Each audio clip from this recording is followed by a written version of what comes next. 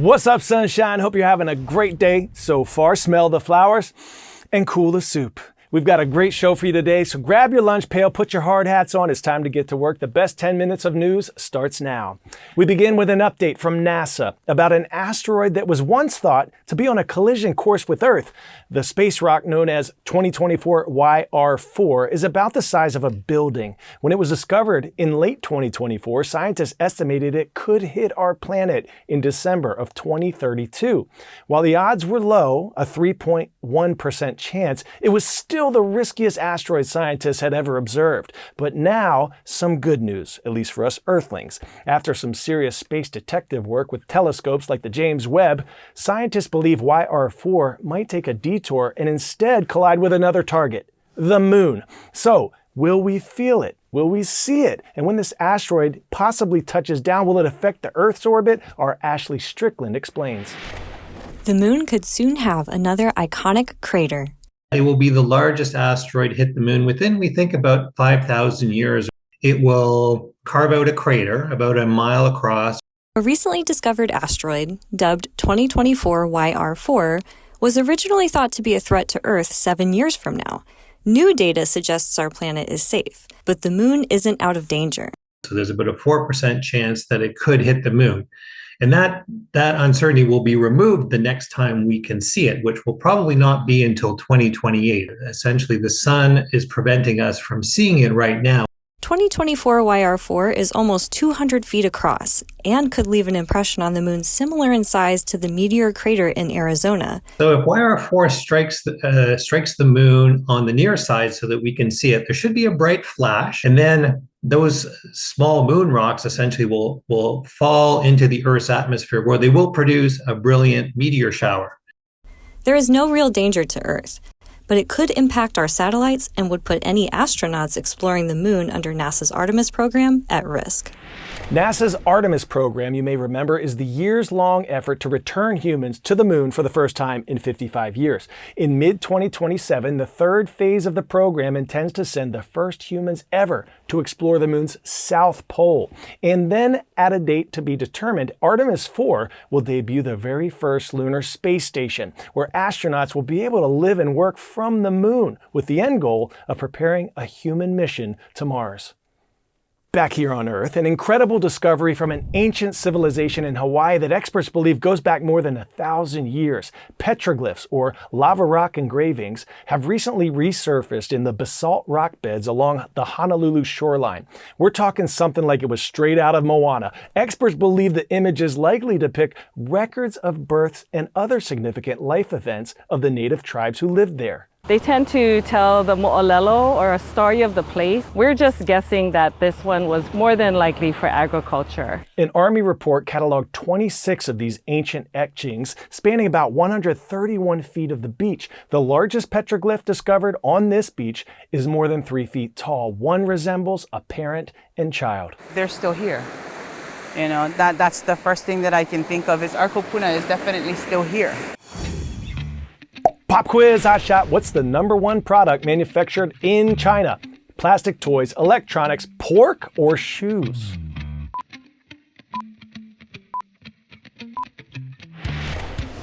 If you said electronics, do the electric boogaloo. The main gadgets produced in China are cell phones, with a whopping 70.6% of the entire world's cell phones. In business news, big cities like New York and LA are seeing an increase in foreign businesses setting up shop, despite those back and forth trade taxes or tariffs that have been recently enforced. U.S. consumers seem particularly interested in companies from China. CNN's Vanessa Yurkevich and Mark Stewart report from 2 different continents on why the companies are courting American customers. America's latest coffee chain isn't from America.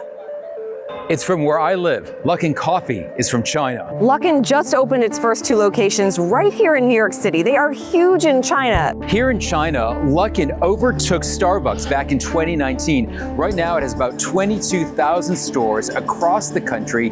You can understand why it has its eye on the U.S. How'd you hear about Luckin? I actually heard about it from TikTok. Apparently, it's China's #1 coffee chain. So we really wanted to try it. It's actually really good. Here in China, Luckin is known for its cheap prices. This is a specialty latte with oat milk. It only costs about $1.25 US dollars. Do you think they'll be successful in the United States? If they are cheaper, as they are in China now, I think they will. Coffee is coffee. All right, we got some cold brews here. Ice drinks start at about $4.50 and go up from there. Luckin isn't the only Chinese beverage company to come to the US. Tea, a really popular tea brand in China, has been here in the United States since 2023. Tea is very popular among young people here in China. It's very sweet, but there's also a fresh taste to it. The Chinese-owned company Pop Mart did $1.8 billion in sales last year, and about 23% of that came from outside of China, primarily because of these guys. Labubu unboxing. Even before the Labubu craze, Pop Mart was popular here in China. This is its theme park in Beijing. While there's a lot of hype about some of these Chinese brands coming to the US, here in China, American brands like McDonald's have been part of life here for years. Chinese companies are moving to the United States at the same time that we're in a trade war with China, but US consumers don't seem to care. They just want a good cup of coffee or their chance to get their hands on the ever-elusive Labubu.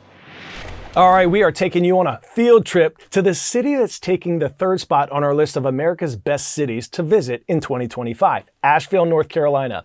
An unbeatable food scene, a thriving community of artists, and classic architecture. That's just the beginning of what makes Asheville a must-see destination. I got a chance to spend some time there to take us through some of the highlights. Check it out.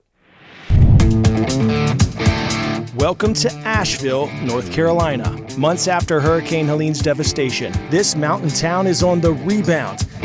There's something for everyone. And I feel the best way to explore it is on two wheels. Let's go.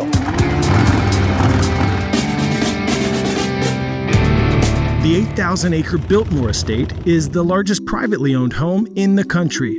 Founded by George Vanderbilt, it helped put Asheville on the map. You're basically doing time travel. You're going back into a time in the 1890s with the Gilded Era. It has 75 fireplaces and 250 rooms. You can tour the luxurious home and even stay overnight. Wow. Outside, you can bike, hike, and discover the ancient art of falconry. What is falconry? Falconry is actually hunting with birds of prey. We don't use a rifle or a shotgun or a bow. The bird does the killing.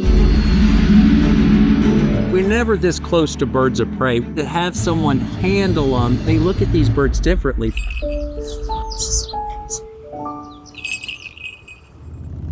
Heading into town, we took a scenic detour on the Blue Ridge Parkway. It's been gradually reopening after Hurricane Helene, but before that, it was the most visited national park unit in the nation.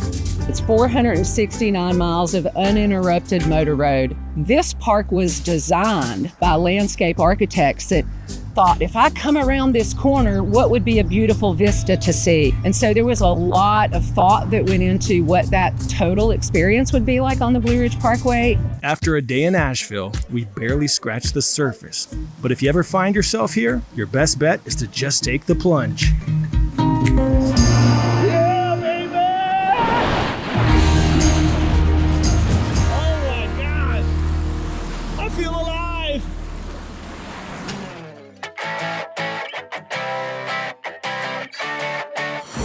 Today's story getting a 10 out of 10, a special therapeutic club gathering to handle all of their big feelings in a big way.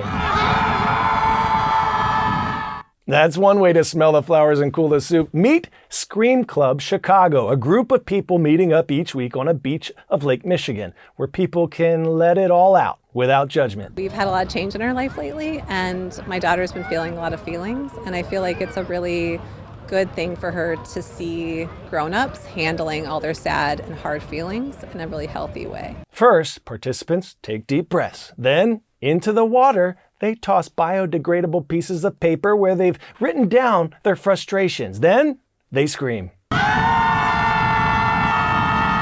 Frustration, anger, anxiety, these are all valid human emotions that everyone experiences, right? So maybe give it a shot next time you're feeling overwhelmed. But if there's not a body of water nearby, You might want to warn your family or your neighbors, or grab a pillow and muzzle a little bit. All right, superstars, time for our favorite part of the show. We have 2 shout outs today. First, Castle North Middle School in Newburgh, Indiana. I think you just coined my new nickname. Check it out. I'm not taking this thing off. And Salem High School in Salem, Ohio. Thank you for this bobblehead. I'm going to be putting this and this on our permanent Wall of Fame collection. Tomorrow is #YourWord Wednesday, so get those words ready to help us write tomorrow's show. Put your unique vocab word and definition in the comment section of a most recent post on the socials, and we'll choose a winner to work into tomorrow's show. Hope the rest of your day is a scream. We'll see you tomorrow, everyone. I'm Coy Wire, and we are CNN 10.